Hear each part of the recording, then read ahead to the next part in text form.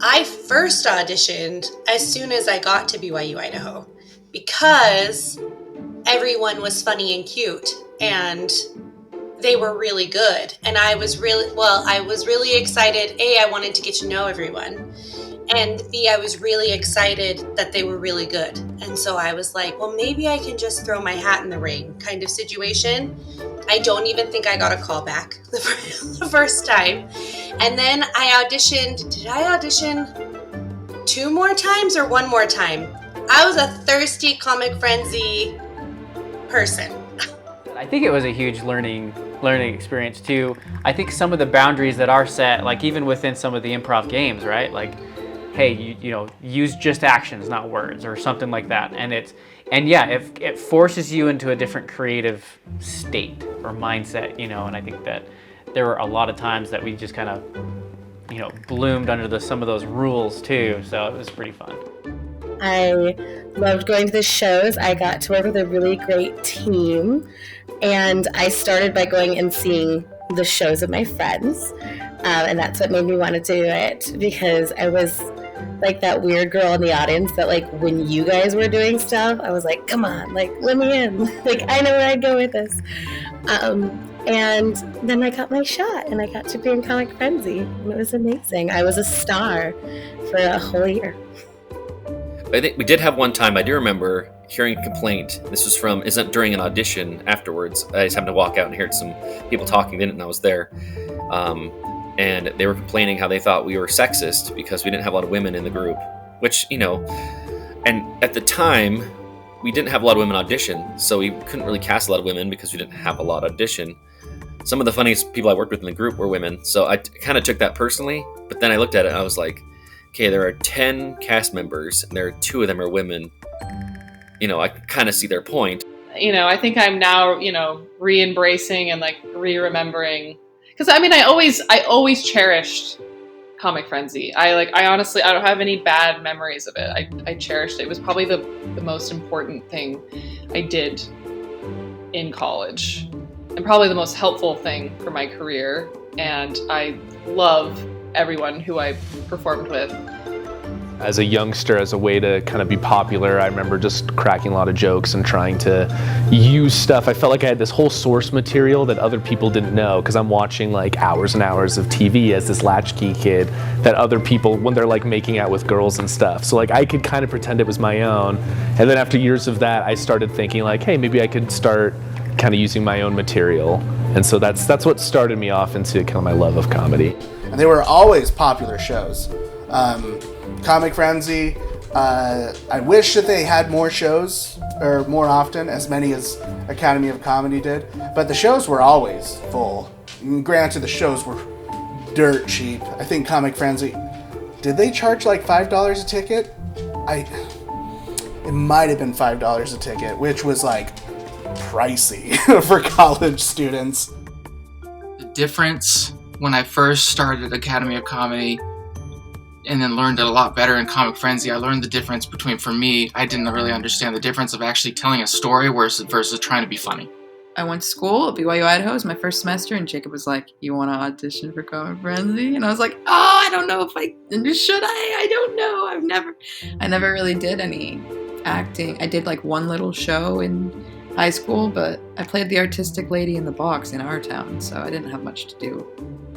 Look, Comic Frenzy has brought and continues to bring so much joy and laughter to that campus and to the people that participate and to the audience. Like, how cool is it to be part of something that's 20 years old that has this reputation? I can't say anything better than what she said. It's just super fun to look back on. I've so many great memories of it. I miss just being able to play with friends and just come up with new things on the spot. It's not something that ever happens anymore unless I would join an improv group out here. I auditioned as soon as I could for the spring semester and somehow made it in. I am still partially convinced that they were like, we need a girl. Janelle's a girl, we'll let her in. So they let me play with them, but I was really grateful that they did. Accepting weaknesses and strengths and using both of those things. And I think Comic Frenzy allows you to do that. But it's up to the individual to say, I have a problem with this, so I want to work on this. Or I have a strength here, so I'm going to help somebody else in this scene. Really knowing yourself and know what the heck you're talking about too. I looked up a couple of the improv groups before I got to BYU. Found out about Comic Frenzy. I think I on purpose went to their show at iNight just to check it out. I was going to check them out first and then the other one. And I was like, no, I've seen all I need to see. This is perfect. This is what I'm looking for. It reminded me a lot of Whose Line Is It Anyway, which I've always been a huge fan of. Man, I watched so many of those episodes. They're so fun. And so when I watched Comic Frenzy, it was in the Snow Building. It was on the main stage. And I think I took a date to it. And just, you guys were up there, and I just, a part of me goes, I want to be a part of that. I could do that. If I could do that, I really. So it's I had a blast, and I just saw a lot of like camaraderie up there, and I just wanted to be a part of it. My first season, I feel like there was like a culture like barrier or misunderstanding or miscommunication in some scenes. Like I'd bring something up and people would be like, I have no idea what you're talking about, or I have no idea, but I'm going to go with it. I'm going to accept it. And honestly, we found like really fun scenes that way, doing that, just accepting that we have differences and just trying to like talk through it. Comic Frenzy being a class and being auditioned, there was a limited amount of spots, which unfortunately meant that not as many people got to experience the awesomeness that was Comic Frenzy, and that's sad. And so there should be other places for people to go and experience improv and learn about it and become comfortable with it, and that's what those other places provided, I felt. I really feel like most people, when they hear the word improv, all they think of is being funny on the spot. But improv is what we do every single day. Every conversation we're having right now is improv. I don't know the questions you're going to ask, but I have an answer somewhat ready and able to communicate. And the ability to have that, the life skill that is improv, is, I wish something people would look into more, not just to be funny, but to communicate better, to listen, and to yes and to add on to, so that we can have better and stronger communication. It's not just no's for everything, it is a yes and be able to help one another.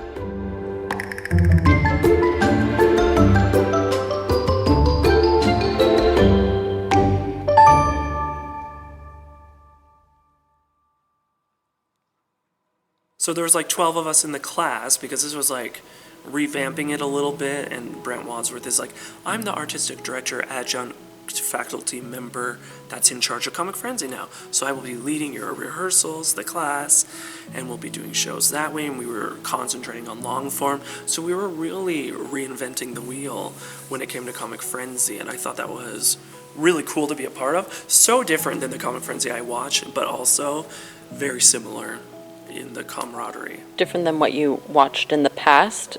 Different than what I watched in the past, where they were doing a lot of short form scene work and that kind of shtick, and our shtick was like no long drawn out shows, still funny, and we still had a camaraderie. There was a Comic Frenzy reunion in Utah that I was invited to, but it was all like OG Comic Frenzy people, so I was in the audience, and it was great, and they did great, and I loved it, and it felt like being a freshman at BYU-Idaho again, like watching. But one of them was like, weren't you in Comic Frenzy? And I was like, yeah, these years. And they said, oh, you did Brant Frenzy. And I don't know what it was about the way they said it, but I was so offended. Like, I was so offended that they would say, I did Brant Frenzy, not Comic Frenzy. And I was just like, oh my gosh, it's still like, it just still felt like a clicky like situation. Like, I don't know. But they killed it, and I loved watching them. And I don't think the person who said it, who I can't remember who it was, I don't think they meant anything mean by it. But I was just like, oh, how dare you? I was definitely part of Comic Frenzy at BYU-Idaho. I wouldn't be surprised if the vibe actually felt very similar to what the first people felt like when they first did it. Hey, we got this new thing. It's cool. It's awesome. We're going to be fun, blah, blah, blah. It just happened that there was just less laughter being delivered in the end. But the vibe probably had the same level of like, we're good. There's always a little bit of like gatekeeping and elitism, that's healthy, and it makes a lot of sense, and it's valuable, or can be. So I imagine the vibe was very similar, at least in the beginning. I think that like we still were rewarded with like a good amount of laughter, so there was still the feeling that we were successful. I think that people still felt that to a degree. I think that there was also, though, like some feeling of like, yeah, but it's not as, it's definitely not what it was. Yeah, it was a strange transition too, because I remember that semester that I taught, I believe, if I remember right, Justin Love was still there as a student, and he was in that class, and that was an interesting dynamic because Justin had been a student and on Comic Frenzy when I had still been there as a student before graduate school. So we had been buddies, we'd been in plays together, we'd been on Comic Frenzy together, and then all of a sudden I was teaching a class he was in and teaching Comic Frenzy. And I just remember that was just one of several examples that in those first couple of semesters of teaching, it was just an interesting transition to not be the student anymore, but to be part of the faculty, and for lack of a better word, to be on the other side. And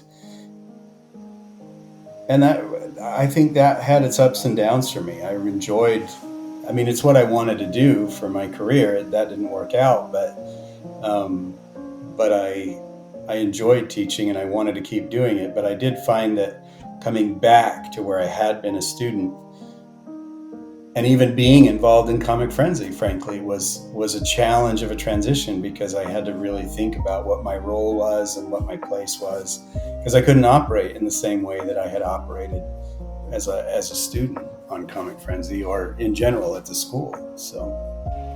But because they already knew it, they didn't feel a need to teach it other than in practicality by running practice. And we would, literally line up in rows, like just, okay, you're doing the who, and you're doing the what and where, and then you come in and you raise the stakes, and then we would just rotate and get a good start to a nice scene, and then it would suddenly end. Whereas with Brant, we would study why that works, and how to do it, and the herald, and long form, which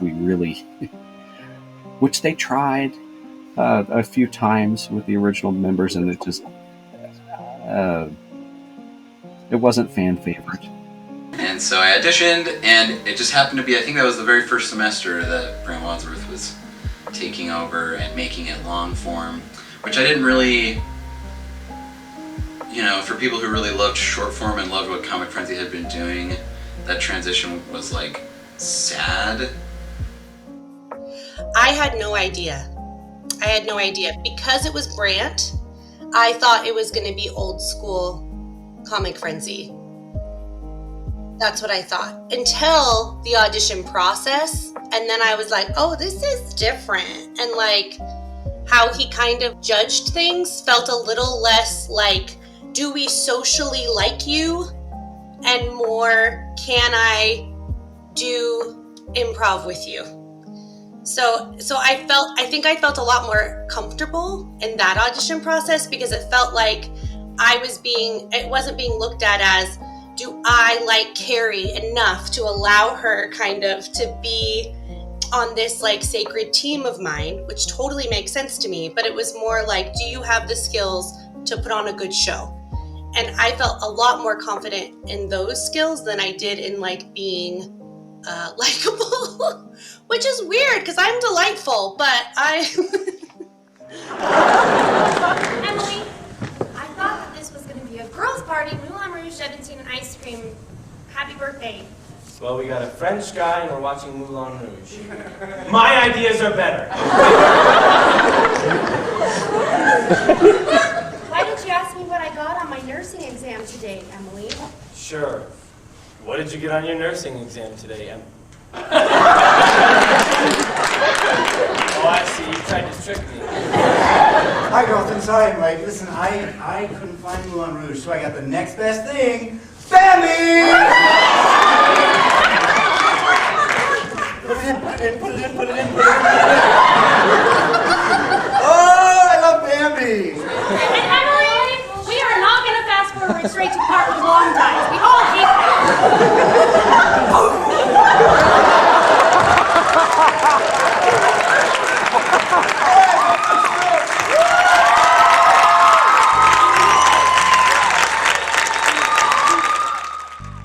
So, I'm the only surviving member of the old form besides the instructor. That's fun. Well, and I was probably an egotistical prick, for sure. I know it for a fact I was. Those OG Comic Frenzy people were really like as celebrity as you can get at Brigham Young University, Idaho in the early 2000s. They were it. You know what I mean? But like, so I understand that it's like you weren't part of that. You were part of this. But it's just like, I still worked really hard and it still meant just as much to me and learned so much. And the people that I was with were so important to like that time in my experience, you know. So I always just kind of grit my teeth at the Brant Frenzy thing. I was gone for 2 years to graduate school and came back and got married and was hired as adjunct in the theater department. And the second semester I was teaching, my memory is that Richard Clifford approached me and said that they wanted or had to, I don't know which, they wanted to turn Comic Frenzy into an official class.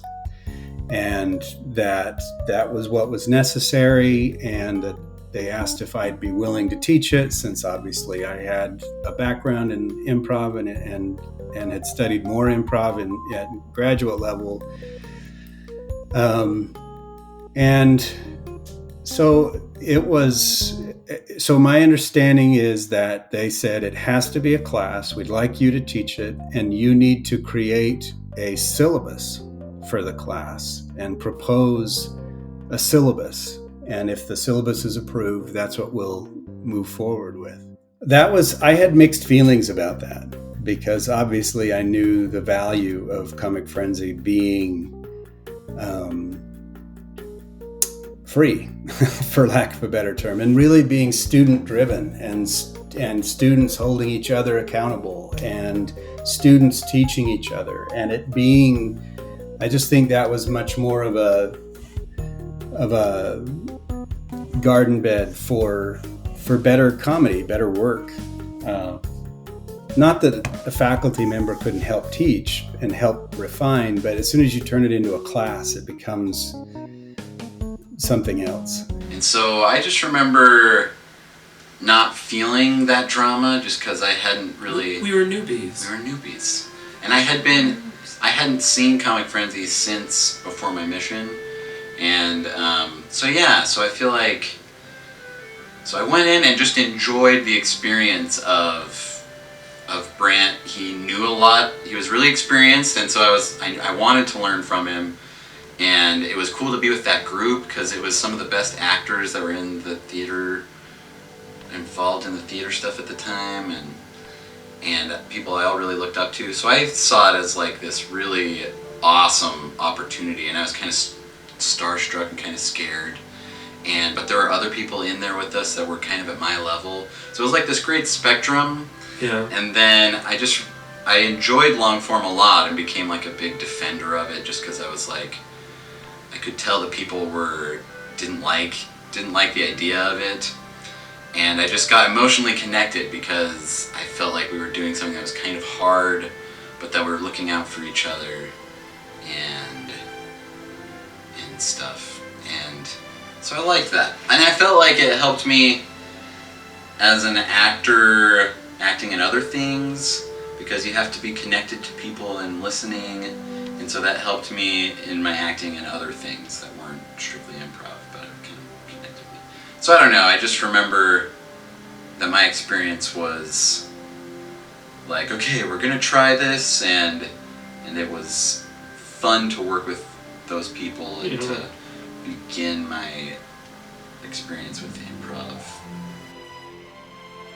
Yeah, I always found that aspect of improv fascinating, the creation.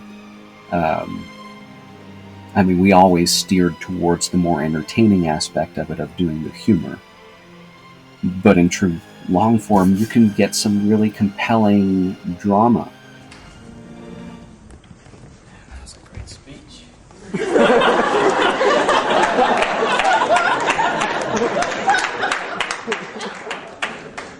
Hello? Yes.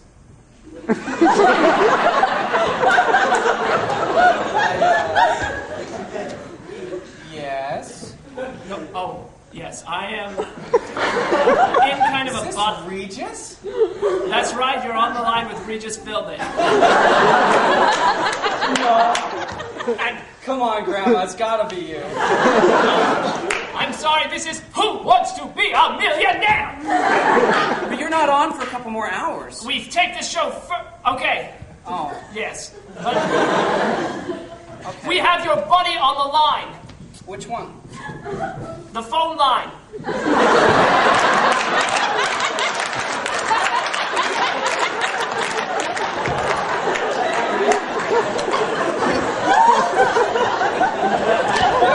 I always thought that you had script writers, but you're very funny, Regis. The seriousness of it, because in the rehearsals, definitely, like, we would perform things that were like, oh my gosh, I'm crying a little bit, because that was like so real. Like in a show, yeah, you're right, we would pander a little bit to the comedy of it all, but we would not shy away from a little bit of like like the opposite of levity. Like, we're going to be like, no, this is real. And the audience would go like, oh, and then we would still have laughs, but they got a taste of what we would do in rehearsals, which was more like, oh my gosh, that's so real. So I created the syllabus, I selected texts, I built what I thought would be able to meet the structure requirements, demonstrate some academic viability, and then also try to create a space that still allowed for some of that freedom. And then I made the choice, and part of this was just my own curiosity of pushing in a different direction, of trying to push toward using more of the long form structures instead of the short form games, the gimmick games, that were a little bit more built that way. And looking back, I would say 20 years later, having no idea exactly what happened since, I think that was a mistake. I do think there were some amazing things that happened in rehearsals in that class because of the use of long form. And I do think that the art form of improv was explored, but I think that it took something away from what Comic Frenzy had always been. That's what I remember of why I ended up teaching. It was my second semester as adjunct faculty. If I remember right, it was winter semester of 2009.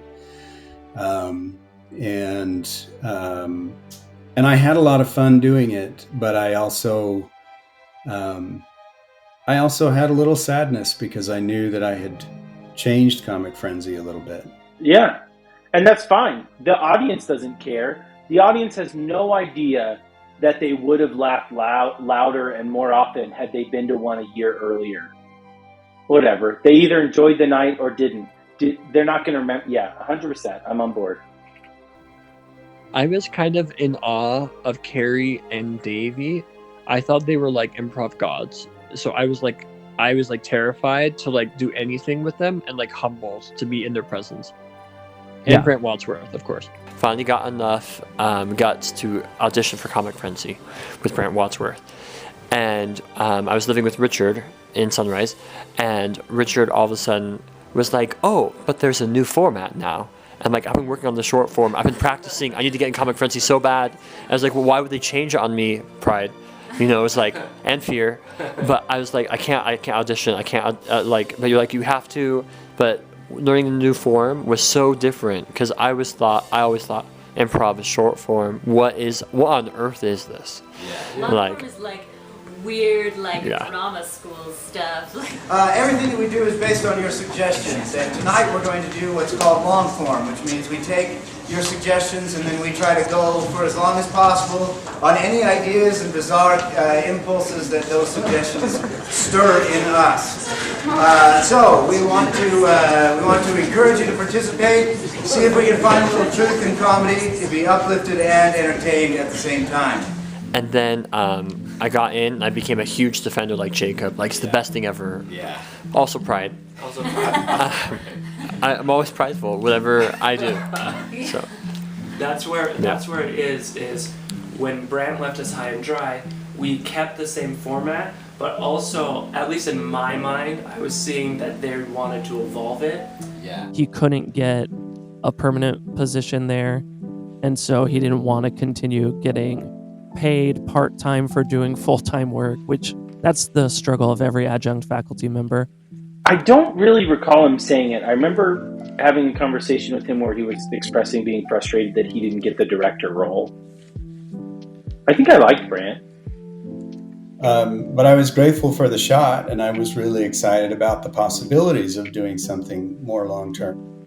And I can't remember why they didn't ask me to teach it again, but I think it was shortly after that Trevor Hill came back, who was also an original member of Comic Frenzy and had done his MFA and had been working professionally for a little while. And I love Trevor. He's an incredible guy.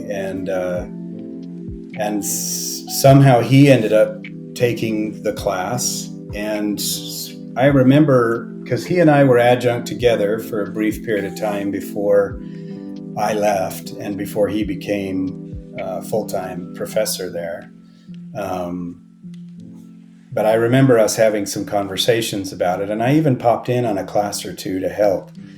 But I remember us having conversations about going back to short form and really focusing again in on that. And I'm grateful that Trevor did that. I'm grateful that he made that choice, because I assume, since the team is still functioning there 20 years later, that was the right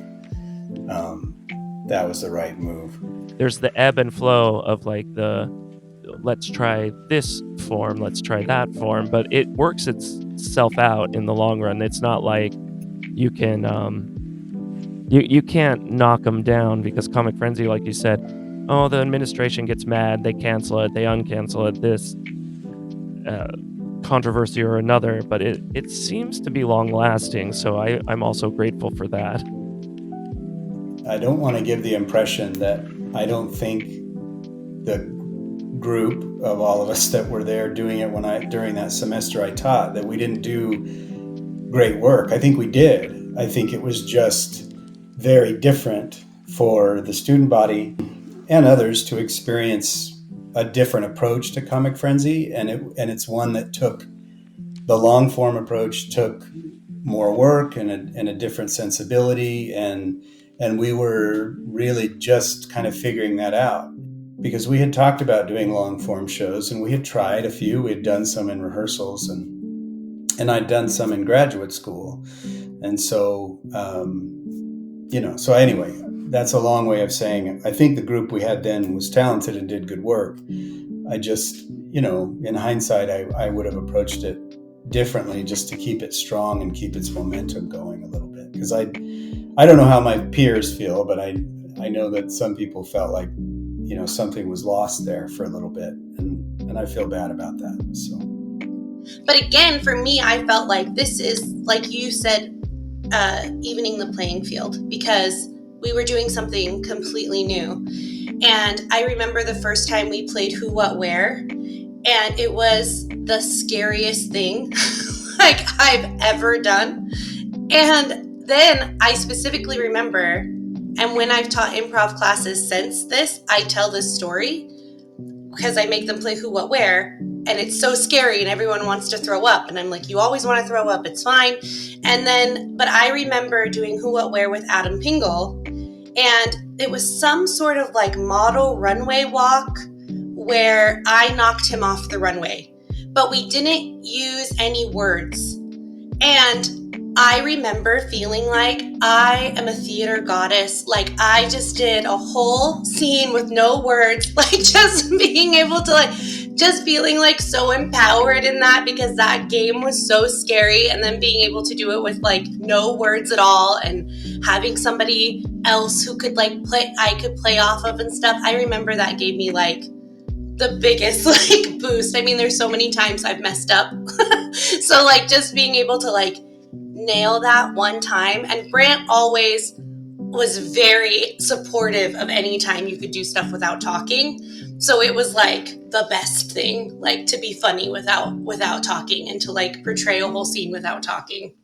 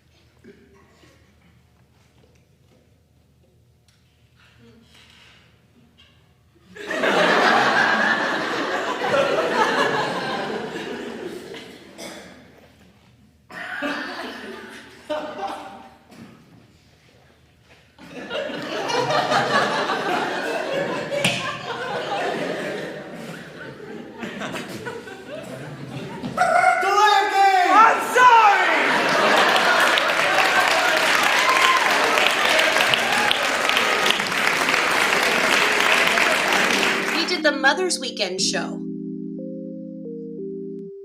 And that was drama, because Brant had he had those of us who had already been in the class the semester before do the Mother's Weekend show.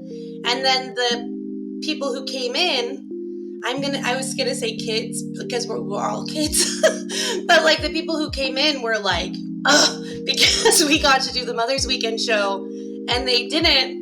But it was because the Mother's Weekend show was a big deal. It always was a big deal. Like, that was the show of the year. So.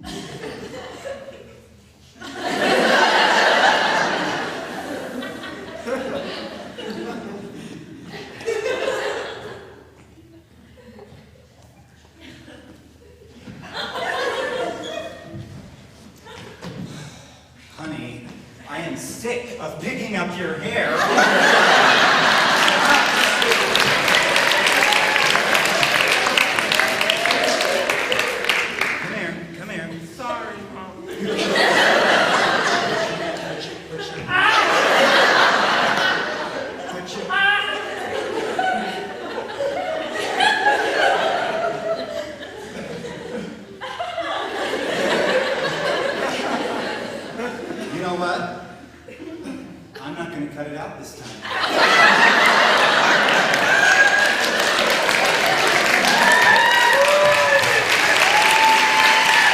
Brant Wadsworth sends out an email to Davey, Carrie, Jacob, and myself.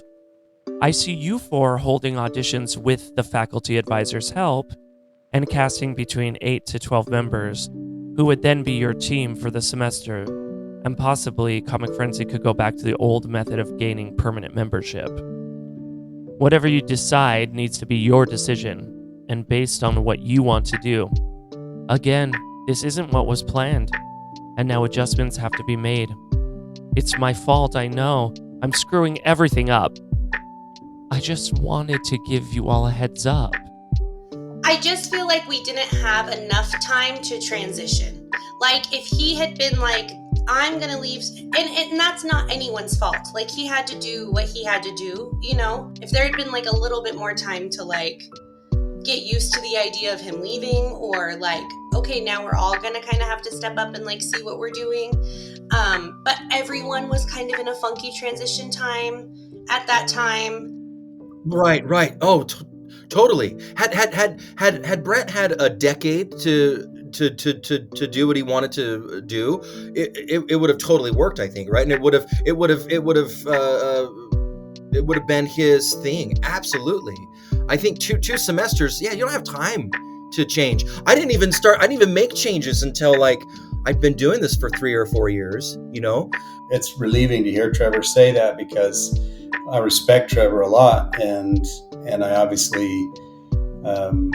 I think that gets lost sometimes. You know, you want to come in and you want to have an immediate impact, and it's nice to hear, you know, hey, it took him a couple of years to figure it out and to find his bearing and really get it working. I know that everybody, you know, was in good hands with Trevor. And Trevor's just a good egg. He's one of those, you know, again, he's one of those people that you just go, man, I'm just grateful that that I got to go to college with him, and then that we got to be adjunct faculty together for a little while. That was kind of a cool experience. And yeah, Brent didn't have that opportunity. I mean, he came in with great thoughts, I think. Brent's awesome. He's a fantastic teacher. He's a great actor. I can't imagine that if he didn't have more time, he would have developed something with it, right? I mean, it would have been awesome. I mean, that's the only, I guess, saving grace I have is I have like you said, a decade's worth of time to have developed a certain style, I guess. I mean, I don't even know if I can say it's a style that I've got. It's really just a different approach. It's like you have all those different tools in your toolbox and you just pull out the ones that you need for the semester. I don't know. So he departs kind of unceremoniously from Comic Frenzy, something that he was like putting his time into like rebuilding and restructuring, and then leaves Justin Bates to be the faculty advisor, but then again says, as Justin Bates said himself, I don't know improv. It's not my expertise or my specialty, so y'all got to do it on your own, and I'll just be here, you know? Yeah. I wanted to keep doing what Brant had been doing. And in my mind, that was like taking it very seriously, trying to do acting exercises. And I was kind of protective over that. And so I fought to like make that. I basically went to Brother Bates and I was like, can I be the king of Comic Frenzy? I didn't say that, but I was like, I would like to do this. And he was like, cool, yeah, cool. There were cool people who joined the team that semester. There were cool moments that happened. But it was definitely my experience with that transition was very like trying to control something and trying to keep something intact that I didn't even really understand. And so it's an interesting time for me to look back on. When Brant left, I was really sad because I felt like we wouldn't be able to, it wouldn't last. I don't know, because I left, how Comic Frenzy is now. I don't know. But I just remember being like, I don't know how it can go on the same way. And I feel like that transition is like the closest Comic Frenzy has ever come to like just outright dying. Just like being gone. Because like through no one's like fault really, it just meant that Brant had to leave, and there was no one with his experience or interest to kind of take his place who's available. So like Brother Bates is put in charge, but Brother Bates admitted like in his MFA program, like improv was frowned upon. And he had no experience with short form or long form, but he was like the assigned advisor. So we were like kind of on our own, but like kind of not. And that was like, I remember doing shows during that chunk of time. We were all three of us on it together. It's just that Jim, he threw a spitball at me again at work today. It's okay. I'm used to it. He doesn't, if I'm still making fun of the notes I write your lunchbox. I'm so sorry, but it's just because I love you and I don't want you to be hurt. He said he wanted to come over today, but I said I don't want him to. Well, good. And I wouldn't share any eggs because I just ate them. Now, honey, don't let me get a hard day. Betty, it's Jim! So good to meet you! We worked extending you! Well, my old coworker here said I should come over anytime. Stop it, Jimmy. Why don't you have a seat over here? All right. Oh, eggs, I see ya. I see how Don't have my eggs, Jimmy. You can't take my eggs. You took my tartar sauce today and my fish and chips, and you can't have my eggs. Okay. I just don't want to interfere. But I will. It's just that my husband, he doesn't like it when you, with the paper and the straw and the... Spitwads! Yeah, it's champion, my old school. So, yeah, and those notes that I write him aren't for...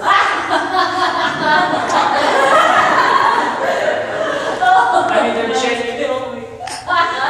Killing, you say?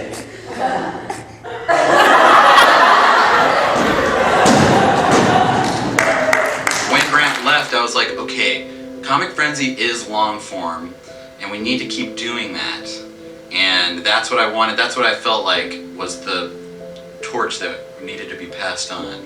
And so that was really important to me, and it became really, really hard because it was a bunch of people who were being taught by you, who are a great improviser, and me, who I was learning more, and I was, I was struggling, but really was passionate about it. And so we had all these people we were trying to do long form with, and it was just harder and not quite as successful. And the next semester after that, I was like, the reason why this didn't work is because there isn't someone in charge. There isn't a artistic director. And so I talked to Brother Bates about that, and he was like, well, do you want to do it? And I was like, yes, I do want to do it. And it was awkward because that same day you had a meeting with him at the same time, and we passed each other in the hallway. And I realized when I was nervous to see you in the hallway, I realized that I had done like a kind of backroom dealing.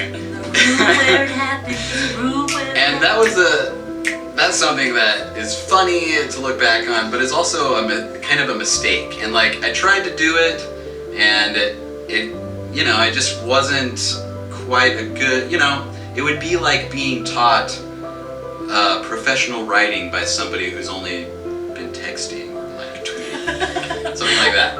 And so, bless my heart, I tried, but I know I can do this stuff. And that's why it should be preserved, because I want to do it. Yeah, that's what I'm good at. At the time I probably wouldn't have thought about it like that, but I think that's what was going on for me. Probably. Yeah. And so I never took offense to it, but we had like a couple It was like frustrating. Yeah. It was frustrating for all of us. So we were on our own again, and that was cool. And there was some animosity because Jacob Chapman and I had become really close, and we were both on it with Brand, and we were still doing it without Brand. But he was so dead set at that time to keep doing it this way. This is the way we know how to do it. This is the way we know how to facilitate an improv show. It has to be long form all the time. I'm like, looks like our group though is kind of doing more of a hybrid, a little short form, a little long form, a little randomness. And he was like, no, that's wrong. And I was kind of hippity-dippity at sometimes. I'm like, you know what? But the show was really awesome in the end, and like We're successful. we were like, we were there. Well, that was really helpful at the same time because Really, like to it be helped honest? morale because if there hadn't been somebody who was like, this is great, guys. we're just doing it. There are still a lot of really perfectly ephemeral, clear moments of just brilliance. Like, if I do say so myself, like that I saw in my peers and the things that we would do, because we all really did work as a team for the most part. I mean, there's probably some drama. I don't really remember a ton, but I knew that this was like a transitional period.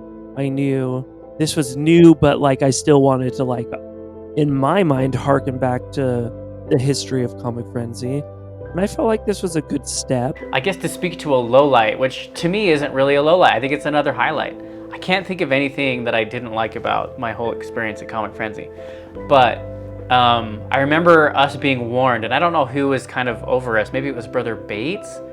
Was he over the... Okay, yeah, and he was like, all right, be cautious in your shows. You don't want to cross some lines here. Like, no potty humor and like religious stuff, because it was with the college, BYU-Idaho. And so like, it was funny to me that we as actors, I mean, carried the scene through. I mean, we were very dedicated to getting it done. And so we did receive complaints.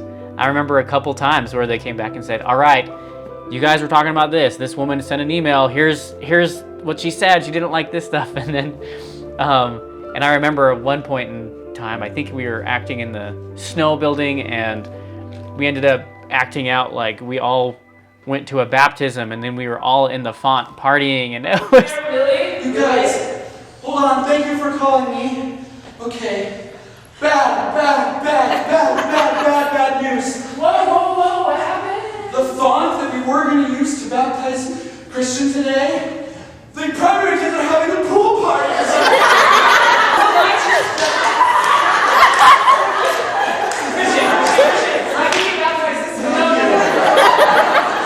Best party ever. I love baptismal fonts. I'm gonna take you to the other room, sisters. I feel clean, guys. She has the water. Wait. It's getting a little too chaotic, and the people who are older than primary age are not allowed in the pool, okay? So I'm sorry, you guys just can't stay here. I'm so sorry. Too much chaos, too many people. I'm so sorry. Have a good day. She was the rudest thing I've ever seen. Do you know how much I've sacrificed to come here to your church out of mine?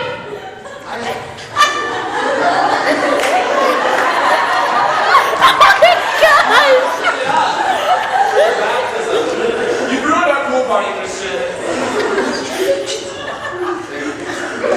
It was, I remember I was cringing as I was part of the scene inside. I was cringing inside like, this is not going to go well. Someone's going to send it. And sure enough, somebody sent an email. But I just remember some of those things that were new to me with comedy, that, you know, it's comedy. You can break some rules there, you know, in the name of comedy. And that was just really fun. like the yes-anding, right? Like, you can't constantly have this filter on of like, well, I can't say any of these swear words. I can't be gay. I can't be this. And there were times where you and I got called out because we would be in scenes and I would play the wife and you'd play the husband, or the other way around, or we'd make it more ambiguous. And I think that like those were times where I, like, after the show was like, oh, like, are we in trouble or something? Or like, did we go too far? Did people see? In the later times that I was in Comic Frenzy, one of my favorite reoccurring scenes was I was married to, the actor was Thomas, but I think Thomas was playing a woman. So we were a married couple, and she was not confident in her cooking skills, so I bought her an Easy Bake Oven. What do you think? It's E Z, bake. You don't like my cooking, honey? Well, I thought I would. I mean, it's just we have. No. I don't like your cooking. And then apparently my parents call her, and she's supposed to do like Thanksgiving dinner or something, or Christmas dinner. We would love to have you over for dinner. Yeah, you do the cooking every year. I thought it would be my turn. Okay, all right. Honey. Yeah? Your mother. She just called. Yeah. Oh no. I'm cooking dinner this time. You're cooking the dinner this time. Christmas dinner at my house. Do you know how many easy bake ovens I'm going to need?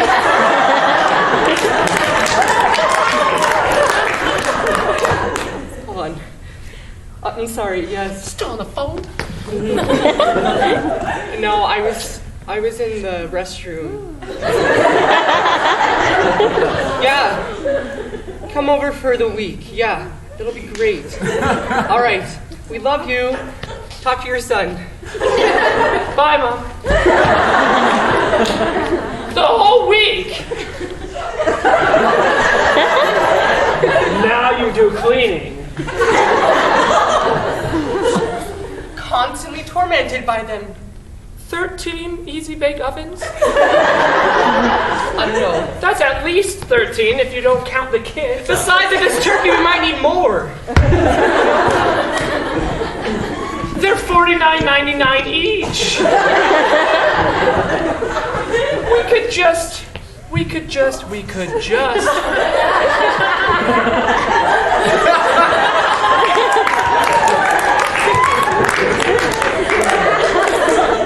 Not so cute anymore, huh?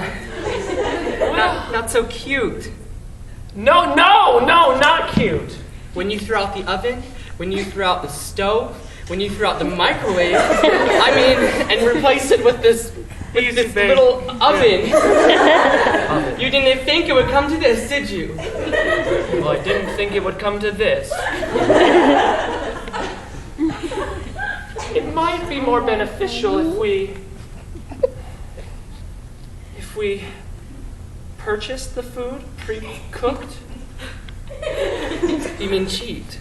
Well, I was thinking more along the lines of white lie. I mean, white Christmas, white lie. Honey. When I married you, you did marry me. We made a promise. We made a promise to never lie, to never steal, to never even be very sarcastic. I don't even know where this is coming from. A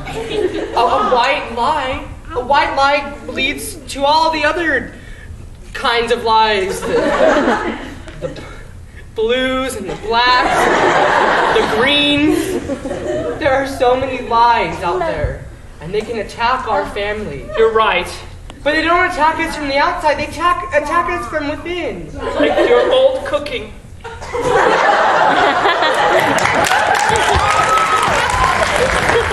I don't think that improv in general gets enough attention in theater departments. And so that's something that BYU-Idaho's theater department should be proud of. And everyone that was a part of making that legacy. Gay, straight, and everything in between, every identity, every spectrum on the activity in the church or affiliation with the school, like each of those students, including like the strange scenes with two guys being mommies and daddies, like with easy bake ovens, like that is a part of the legacy.